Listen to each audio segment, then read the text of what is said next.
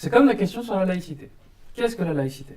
Légalement parlant, dans les textes, la laïcité, c'est un cadre, ça veut dire que l'État ne rentre pas en matière de la religion, c'est-à-dire qu'il ne dit pas ça, c'est il faut faire tel rite ou pas faire tel rite. Comme les religieux, les évêques de France, par exemple, ils n'ont pas le droit de venir voir le Premier ministre en lui disant cette loi-là, il faut l'enlever. Les religieux n'ont pas leur mot à dire sur la politique. Et comme les politiciens, ou l'État, n'a pas son mot à dire sur le fonctionnement interne à la religion. Mais il y a des gens pour qui la laïcité, c'est je ne dois pas voir tout ce qui est religieux. C'est-à-dire, limite, quelqu'un qui porte une croix dans la rue, je ne veux pas voir cette croix. Ça, c'est pas la loi. C'est quelque chose qui se passe dans leur tête. C'est pour ça que ta question, en fait, elle soulève beaucoup d'autres questions. Parce qu'il y a ce qui se passe d'un point de vue légal, qui est bien encadré. Et puis il y a ce qui se passe dans la tête des gens, où là, là ça peut aller dans tous les sens. Moi, j'ai un ami personnellement, quand il voit un truc religieux, il devient presque fou. S'il voit des gens aller le samedi à la synagogue avec leur kippa et tout, il dit mais qu'est-ce que c'est que ça? Si le dimanche devant l'église, qu'est-ce que c'est? Je dis mais c'est pas ton but, c'est d'empêcher toute expression religieuse. Lui, il comprend la laïcité comme ça, alors que légalement, c'est pas ça. Certaines personnes, oui, ont un problème avec la foi. Ça veut dire voir quelqu'un qui exprime sa foi et moi qui n'ai pas de foi, ça peut me déranger. Et ça, on peut l'entendre aussi. Quand je dérange quelqu'un, je dois me demander pourquoi je le dérange. Et essayer de comprendre pourquoi. La seule manière de le résoudre, c'est le dialogue. Parce que cette personne, elle ne te comprend pas. Donc c'est à toi aussi peut-être de faire un pas vers cette personne pour qu'elle te comprenne et qu'elle connaisse ta culture, qu'elle connaisse ta manière de vivre. Parce que vous êtes différents. Ce qui est très difficile, c'est que les gens, ils sont tous différents les uns des autres.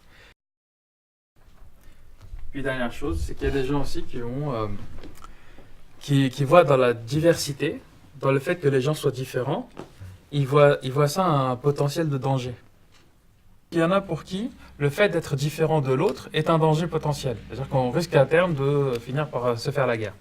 Et d'autres vont se dire, mais en fait non, il faut assumer ces différences.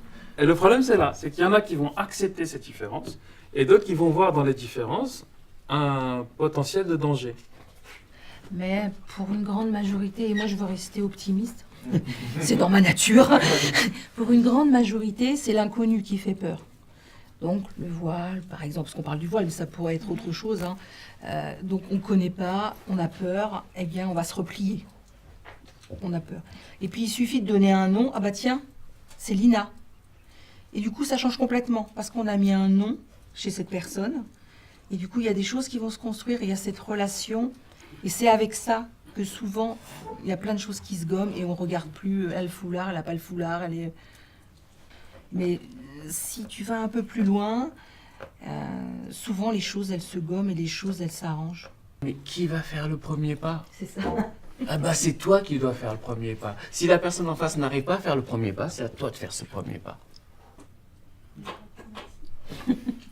Merci à toi. Merci à toi, parce que t'as... Lui, Ziad, il ne parle beaucoup. Non, il est secret. Ah bah c'est une personnalité Il après est ça. fermé pour lui-même. Parce que c'est vrai, il ne faut pas faire des promesses qu'on ne tient pas. Donc si tu promets, il faut que tu sois là. Mais là, le fait que tu dises peut-être, c'est que tu n'es pas sûr. On est d'accord? Je peux pas promettre. Tu fais bien. Tu fais bien, parce que si tu promets, tu es obligé de tenir ta promesse. Oui, je sais. On est d'accord. Bah tu fais bien.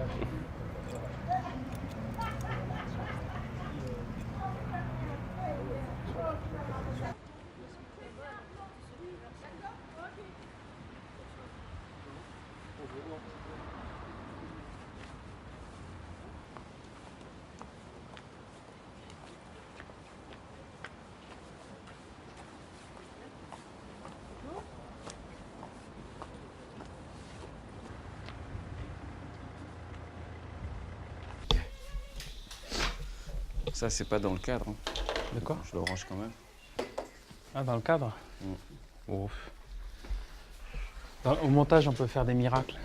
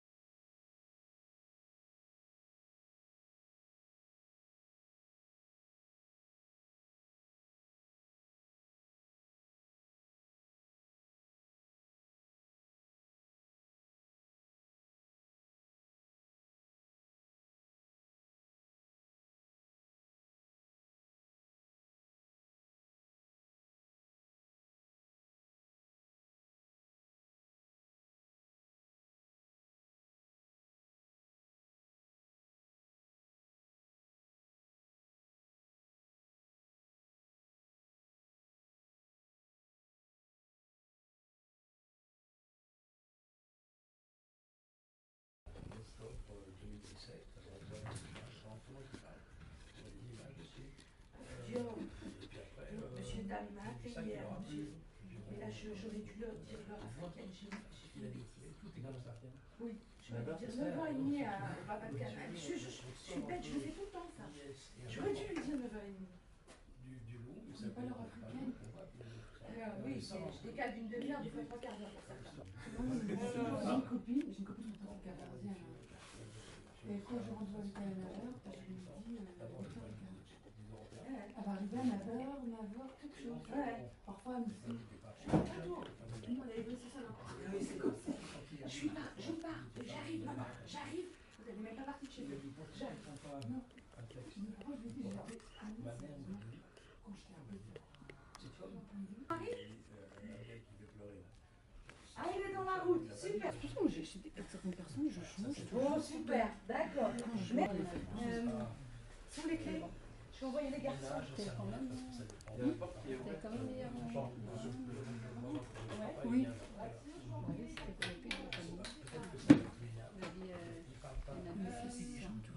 C'est vrai que le dernier,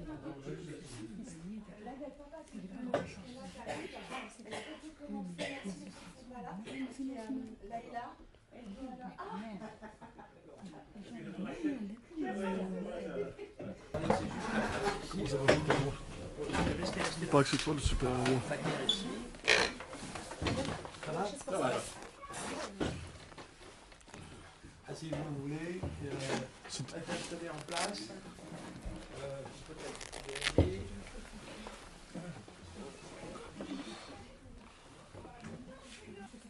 Ton manteau, William, tu l'accroches. Ziad, pareil, s'il te plaît. Vous accrochez-vous. Kana, ton manteau, tu viens de mettre là, tu l'accroches, s'il te plaît.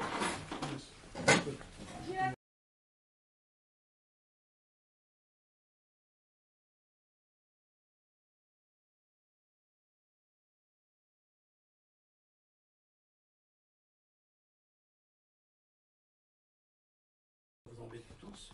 Selon. Moi, je vois certains qui disent oui, mais pourquoi il y a des fêtes qui sont fêtées alors que normalement, alors à ce moment-là, si on veut faire la laïcité, moi je leur avais dit, parce que je suis parent d'élèves, je leur avais dit, alors à ce moment-là, la laïcité, mais pour tout le monde, c'est-à-dire qu'il n'y a pas de fête, il n'y a pas le Père Noël qui vient, il n'y a pas il y a pas le repas de Noël, parce qu'il y a vraiment le repas de Noël, il y a Pâques. J'ai dit oui, mais à ce moment-là, les enfants ne sont pas égaux. Je suis désolée, on a beau me dire, s'ils sont tous égaux, non, dans ce truc-là, non, c'est pas l'égaux. Et c'est un héritage qui est culturel aussi. Donc après, qu'est-ce qu'on fait avec ça?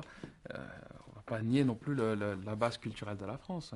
Elle est ce qu'elle est. Hein. Vous allez à Saint-Étienne, par exemple, Saint-Maur, c'est une base quand même qui est là.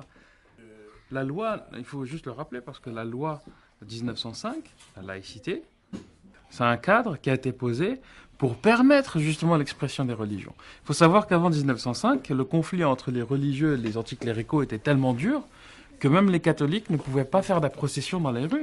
C'est-à-dire qu'au moment des fêtes, etc., il y avait des problèmes. Les catholiques ne pouvaient même pas manifester leur religion parce que les autres s'opposaient à eux, etc. Et quand il y a eu des débats sur la laïcité, Aristide Briand, qui est le rapporteur de la loi, lui, il y avait deux façons de lire la laïcité. La façon d'Aristide Briand et la façon d'Émile Combes. Émile Combes, il disait, pas de religion. Dans l'espace public, pas de religion, ça reste à la maison, et puis un point, c'est tout. Comme on veut nous faire croire aujourd'hui certains.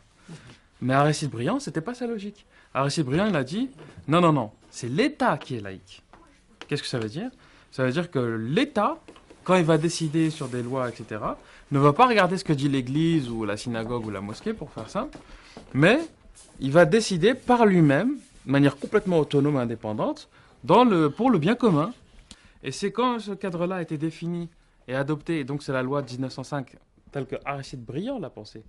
Là, les catholiques ont pu faire des processions, par exemple. Mais c'est l'État qui est neutre. L'obligation de neutralité, elle s'impose à l'État, mais pas aux usagers. Le peuple, lui, il n'est pas laïque. Le peuple, il est ce qu'il est. Et aujourd'hui, malheureusement, on a des gens qui nous disent la laïcité, c'est la religion chez soi. Ah ben non, c'est pas ça la laïcité.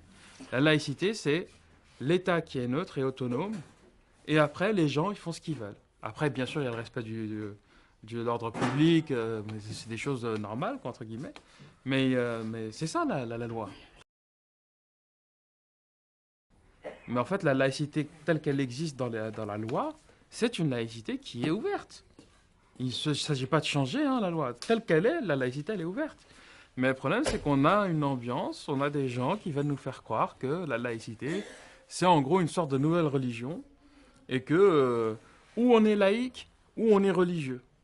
On peut très bien être un catholique pratiquant, aller à la messe tous les dimanches, etc. et être un laïque convaincu. Et c'est vraiment dommage.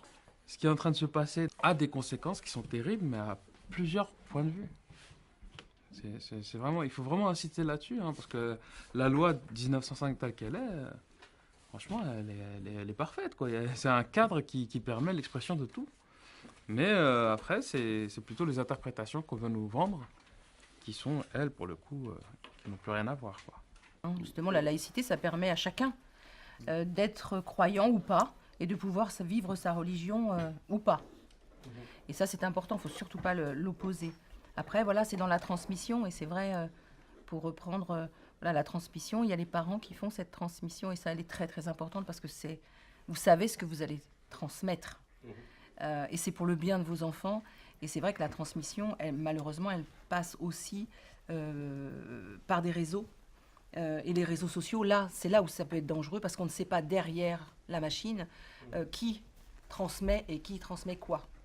Mais moi, je sais que par rapport aux réseaux sociaux, je sais qu'il a un compte, mais je surveille vachement, que ce soit moi ou son papa, parce que là, on peut cliquer sur un lien que lui va penser que c'est innocent. Même nous, ça peut nous arriver à nous, adultes, et on ne sait pas sur quoi ça va déboucher par la suite. Et c'est vrai que je fais vachement attention avec le papa par rapport à tout ce qui est Snapchat, Instagram. Il a voulu me faire énormément de réseaux. Je lui ai dit non, on va arrêter. Et c'est vrai qu'on, même à la maison, à l'ordinateur, il y a un mot de passe et au niveau de la transmission, parce que toi, le papa, il est musulman? Converti. Aussi, d'accord, converti, voilà. Converti. Et alors, au niveau de la transmission... nous, on en parle. Alors, c'est vrai que je leur parle par rapport aux connaissances que j'ai. Mais c'est quoi l'islam? Qu'est-ce qui est l'obligation pour nous, musulmans, qu'est-ce qu'on doit faire ou ne pas faire? Et on leur après quelques sourates, puis sur faire la prière, mais voilà, dans les conditions pour pouvoir vivre en société normale. Et quel ressenti vous avez par rapport au retour que vous avez des ateliers? La même question qu'au papa. Moi, le ressenti, c'est qu'il est bon, parce qu'il apprend énormément de choses que peut-être que nous, que moi, je lui apporte pas suffisamment.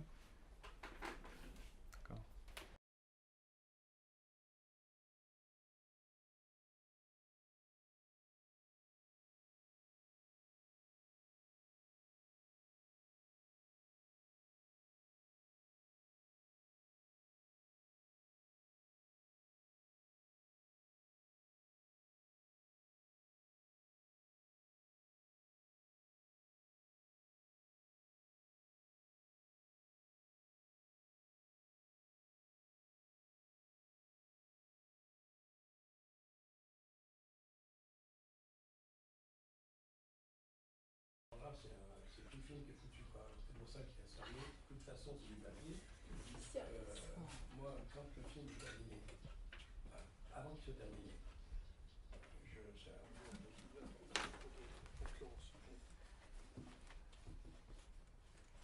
T'as des jolis baskets, dis-moi. Je vais vous faire signer. Oui, j'en veux. Merci beaucoup.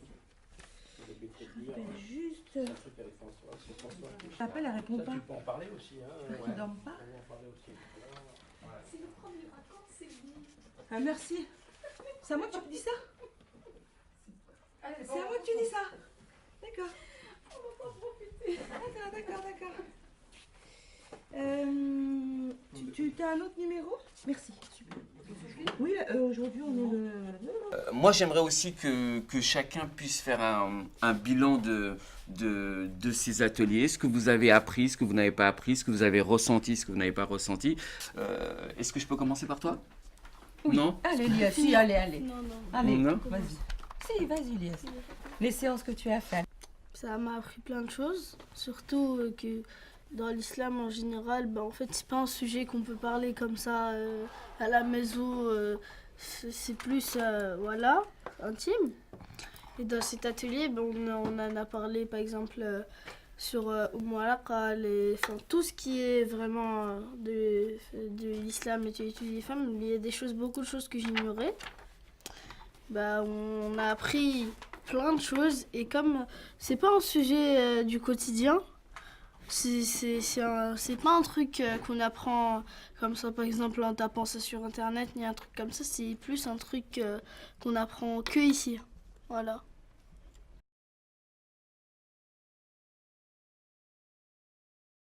Et sur l'écriture? En voyant le texte de William, bah, ça donne vraiment envie. Vu que de voir ce qu'il a fait, c'était super bien. Après, ça donne envie d'écrire quand on voit quand même comment il a réussi son texte et tout et tout.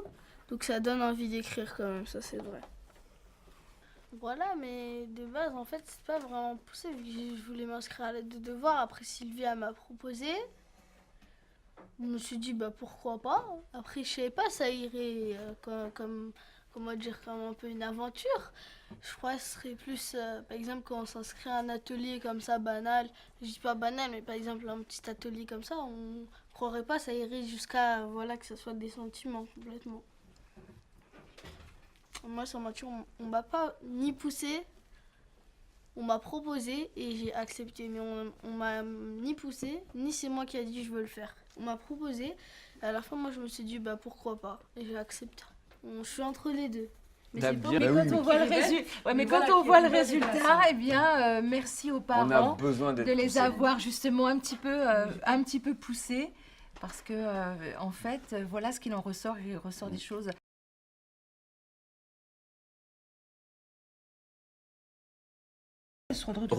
Alors, parle-nous un peu de ces expériences. Qu'est-ce que tu as appris? Qu'est-ce que tu n'as pas appris? Qu'est-ce que tu aimes? Qu'est-ce que tu n'aimes pas? Vas-y, donne-nous ton avis.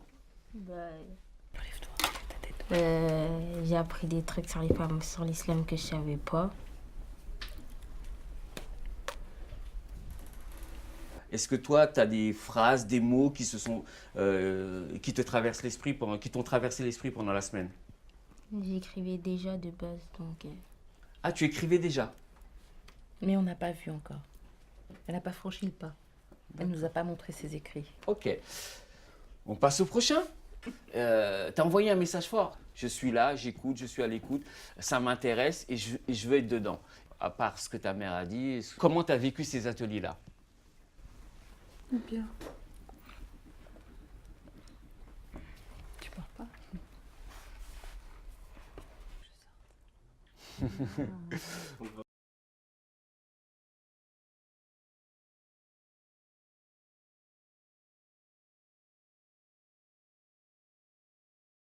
Donc on va passer à notre amie Zied. Hein? J'ai appris des trucs que je savais pas. Et c'est bien. Très très bien. Donc on va passer au papa. Moi, ce que j'ai compris, vous avez quand même motivé pour qu'il soit là. Oui. Et c'est la première fois que je vais voir qu'est-ce qu'il va prendre exactement. C'est pour ça que je vais venir aujourd'hui. Pour prendre l'information, qu'est-ce que vous me demandez mes enfants aussi. D'accord. Et ça fait plaisir, c'était d'apprendre quelque chose parce que nous, des fois, malheureusement, on n'a pas le temps pour mes enfants, pour le travail, tout ça. Et j'aimerais bien les prendre les choses qu'ils ne savaient pas. D'accord. Vous parlez entre vous d'islam? Ouais. Beaucoup. Ok.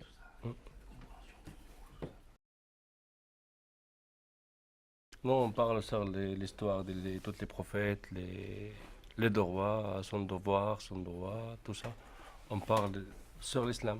D'accord. Et des fois, mais jusqu'à maintenant, on n'a pas rentré dans le gros chose de l'islam.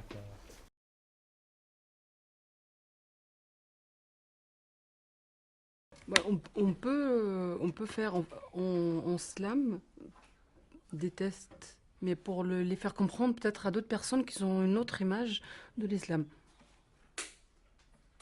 Parce que ce que vous faites là, c'est des choses bien, c'est pas des choses mauvaises. Parce que des fois, vous parlez à la place de nous-mêmes. Parce que nous, on n'a pas de droit pour parler et dire l'islam, c'est pas comme ça, l'islam comme ça. Mais vous avez la possibilité. Parce que déjà, vous le faites en film. Les gens, ils regardent.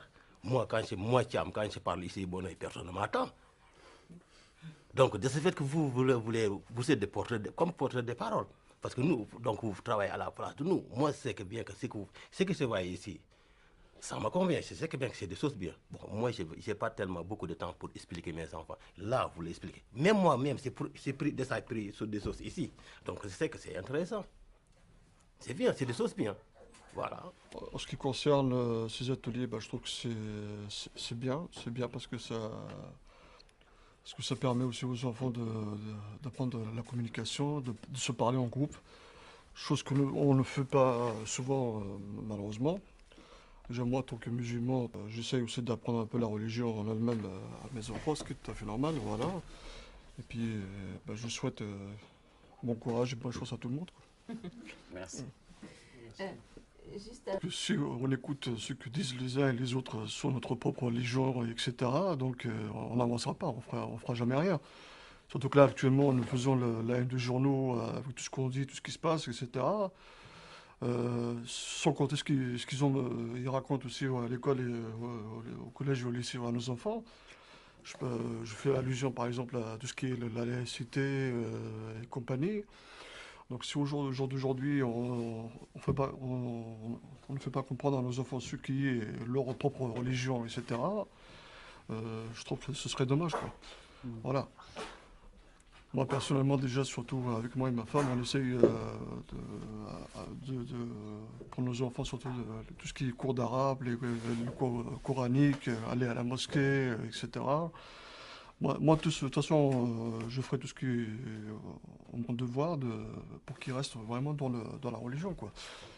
Et leur faire comprendre que tout ce qui se passe autour d'eux et tout ce qu'on raconte autour d'eux, c'est du n'importe quoi, parce que l'islam, la religion elle-même, c'est pas le terrorisme, c'est pas le djihadisme, c'est pas les viols, c'est pas les tortures. Voilà, un vrai religieux, que ce soit un catholique ou un chrétien ou un judaïste, ne ferait jamais une chose pareille. Donc voilà. Non, mais je trouve que des sujets comme ça, il faut en parler parce qu'on n'en a pas l'occasion d'en parler justement. Voilà, parce que à la maison, par exemple, moi, je pars travailler du lundi au vendredi, je travaille, donc après je rentre le soir, je suis fatigué. La maman, c'est pareil, il faut qu'elle s'occupe d'autre chose, etc. Donc on n'a jamais le temps de s'exprimer, de parler. Donc quand on a des occasions comme ça, il faut vraiment vider l'aspirateur, quoi. Voilà. Ouais, c'est bien. Bon, là, vous apportez. C'est que bon, ce que vous faites, c'est des choses bien. Bon, comme ce que le monsieur dit, nous, on n'a pas de temps. Moi, quand je vous dis, lorsque j'ai rentré hier, je couche à 20h, j'ai réveillé, c'est ma femme qui m'a réveillé même ce matin, pour que je vienne à l'atelier. Donc ça veut dire que nous, on n'a pas tellement de temps. Donc de ce fait que si Dieu nous donnait quelqu'un qui peut éduquer nos enfants pour mettre des choses qui bien, ça, moi je suis avec vous. Même moi-même, j'ai pris beaucoup de choses ici. De ça. Donc ça veut dire c'est intéressant. Moi, ce que je dis, Sylvie, c'est dit, bon, Sylvie, je vous fais confiance. Moi, je te confie mes enfants. Je sais que tu vas faire que des bien sur eux. Donc, je te fais confiance, Je n'ai même pas de temps pour l'expliquer. Et sûrement parce que je ne parle pas bien. Voilà, en plus, je parle vite. Ouais. Vous êtes très clair. Vous leur apprenez des choses que nous, on n'a pas, soit on n'a pas le temps, soit on n'a pas la connaissance de leur apporter. Pour éviter aussi tout ce qui est, ça peut être la propagande sur Facebook, Instagram, et aux infos, parce que voilà, la religion que nous connaissons ou que nous on peut expliquer à nos enfants, c'est pas ce que les médias, que ce soit écrit à la radio ou même à la télé, démontrent de notre religion. Après, moi, ce que je dis, c'est que le monsieur, il a l'air, par rapport à ce que j'ai compris, il se justifie. Moi, autant que musulmane, je ne me justifie plus, parce que c'est pas parce que voilà, il y a une personne qui est détraquée dans sa tête que elle va dire, voilà, je fais ça au nom d'Allah, je fais ça au nom du musulman. Non, il ne le fait pas en mon nom, ni en mon nom de mon Dieu. Voilà, on a confiance, comme le monsieur dit, dans cet atelier, avec Sylvie aussi, avec toutes les personnes qui l'entourent, parce que voilà, on la connaît depuis quelques années, et on sait qu'elle veille au bien-être de tous les enfants, pas que nos enfants. Ouais. Oui, on peut, mais sans changer, c'est-à-dire le sens de versets coraniques. Par exemple, comme comme le verset coranique qui dit لذلك كتبنا على بني إسرائيل أنه من قتل نفسا بغير حق فكأنما قتل الناس جميعا. Fakir, il peut traduire.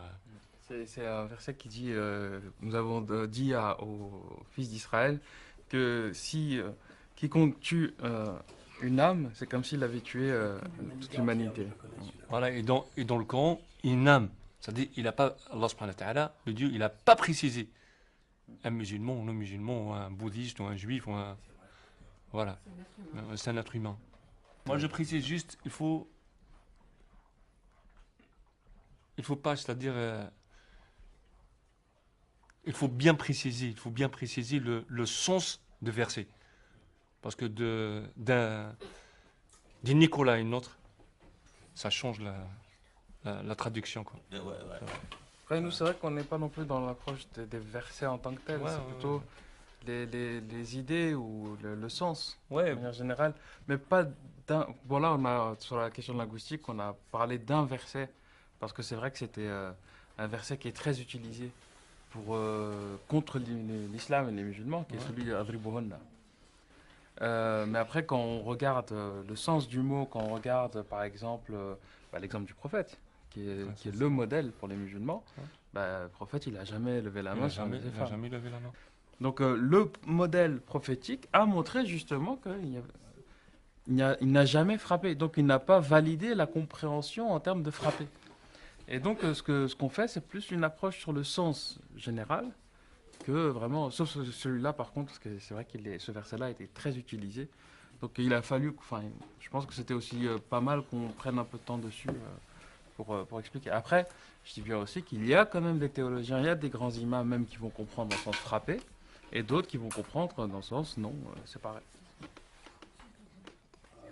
À partir du moment qu'on parle sur la religion, qu'on ne critique pas le Coran, qu'on ne dit pas que le Coran c'est ceci ou la religion c'est ceci ou cela, donc pour moi ça ne me dérange pas. Mais une chose aussi qui est très importante, c'est qu'on est entouré d'une très forte communauté musulmane par rapport à d'autres communes et à d'autres villes de l'Île-de-France. Donc, où une femme, par exemple, une femme voilée, ne peut pas sortir dans la rue sans se faire remarquer ou sans se faire agresser, etc. Donc, ça aussi c'est très important. Lorsqu'on vit dans une ville où on a une forte communauté, sa propre communauté, c'est quand même important. Je me suis posé la question de savoir est-ce que c'était voulu qu'il n'y a que des enfants de confession musulmane. Elle m'a dit non, elle m'a dit elle a proposé à l'aide, parce que c'est à l'aide de devoir elle a proposé aux enfants, et c'est vrai qu'il n'y a que les enfants que je pense qu'ils les touchent. J'aurais aimé aussi qu'il y ait d'autres chrétiens ou juifs ou bouddhistes qui soient là pour... Peut-être qu'ils auraient une autre image, peut-être qu'eux-mêmes en parleraient à leurs parents, que voilà, on a pris ça. L'islam ne dit pas ce qu'on peut entendre à la télé ou que les parents peuvent dire à leurs enfants. Ça aurait été vraiment intéressant. Parce que peut-être, comme les enfants, ils ont l'esprit plus ouvert qu'un adulte. Que ça y est, c'était déjà fait l'image, et du coup, on a du mal parfois à changer un adulte. Peut-être un enfant, ça aurait été mieux d'avoir un enfant voilà, où ils sont dans la découverte, et si on leur explique, voilà, par exemple, même frappez-les, que c'est pas ça, peut-être qu'il leur dira à un moment, tu sais, l'islam ne dit pas frapper les femmes, mais c'est dommage.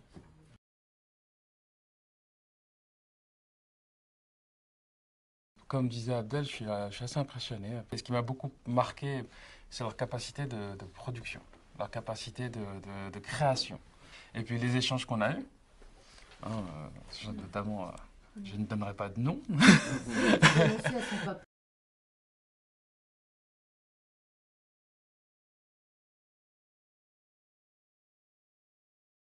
Et il y en a certains qui sont un peu dans un registre, bravade, mais qui, quand il se laisse un petit peu aller, oui, tout à fait, je parle de notre ami Ziad, qui, quand il veut vraiment, il s'y met un petit peu, on sent quand même qu'il a pas mal de choses à dire, et c'est vraiment intéressant. Et, bon, est-ce que je dois parler de William? Oui, ça a été la révélation. Et Kana, qui passe son temps à ne rien dire. Ouais. Et puis, de temps en temps, et puis elle re-rentre dans sa coquille. C'est notre femme d'affaires. C'est ça qui est intéressant finalement dans ce genre d'atelier, c'est quand le rapport, c'est pas juste on vient, on donne, on livre quelque chose et puis on s'en va, mais on vient, on dit, et puis on prend aussi de la réaction, et puis on s'enrichit mutuellement, et ça c'est vraiment passionnant. Donc je vous laisse la parole. Kana, Yes, William, Ziad.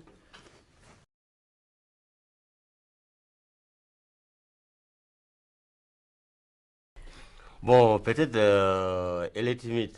Parce que là, bon, peut-être c'est un héritier. Parce que moi, je suis timide. Ça se voit même. Bon, parce que moi, je n'aime pas beaucoup parler dans les médias. Je ne parle pas beaucoup. Voilà. Bon, tu vois que bon, ça l'intéresse. Kana?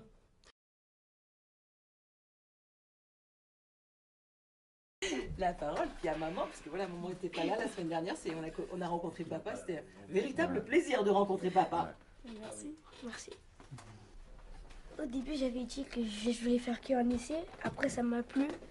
J'ai voulu continuer. Après, il y a des choses que j'ai appris, il y a des choses que je connaissais pas. Elle pose beaucoup de questions, maman. Vas-y, il me racontait, bon, au début, il était, bon, c'était un harcèlement, comme je vous ai dit, bon, j'arrête pas de le pousser, et j'ai dit, il faut savoir, parce qu'il y a des choses, on ne sait pas de quoi qu'il parle, de quoi nous, on est musulmans, ça nous concerne. Par contre, là, il voit que l'islam, c'est pas ça. Nous, contre musulmane, je suis fière d'être musulmane. Parce que l'islam, c'est la paix. C'est une religion de la paix. C'est pas une religion de guerre. La paix, c'est j'arrête pas de dire à mon fils. Depuis quand il est petit, nous, on est des musulmans. Il faut partager ton pain avec ton voisin. C'est toujours pareil, c'est toujours la même chose. Et quand il est venu ici, il m'a dit, il y a des choses que tu ne me les as pas dit. Bon, j'apprends ici. Papa, il l'a expliqué. Et voilà. Vas-y, Ad.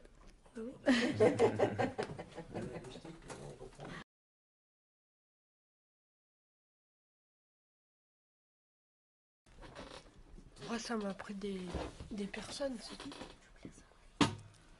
Oui, mais ça t'a aidé aussi à réfléchir, parce que les textes, du coup, tu as écrit des textes à partir de ça.